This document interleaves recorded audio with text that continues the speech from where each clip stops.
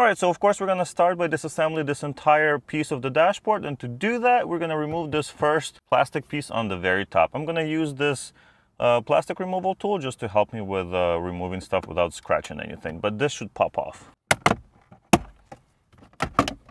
It seems solid at first, but yeah, it just comes off.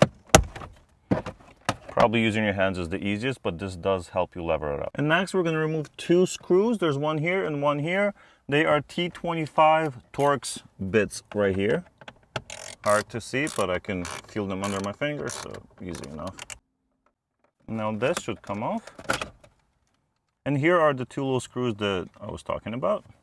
Now we're going to unplug it. There is a clip in here, so hold the clip down.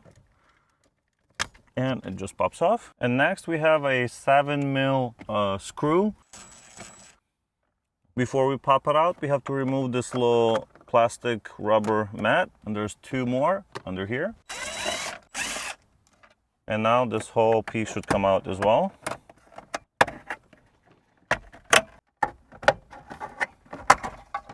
All right. Okay, so we're getting closer and closer. Now we just have two more bolts right here, or screws. We'll see in a second. So 7 again, 7mm. Looks like screws.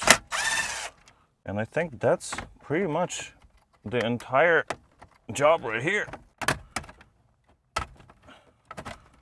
Okay. And now I'm just gonna plug this one connection that's in here. There it is, and the whole piece comes off. And finally, we have the actual head unit, so there's two more screws here at the top. And now we can just pull out the head unit. Of course, we have a few connections here in the back as well, so I'm gonna unplug them. Just like that. Okay. This one, you gotta be a little bit careful. I would recommend using one of these trim tools to push back on this thing right here when removing. Okay, there it is. And done, the head unit is now completely removed.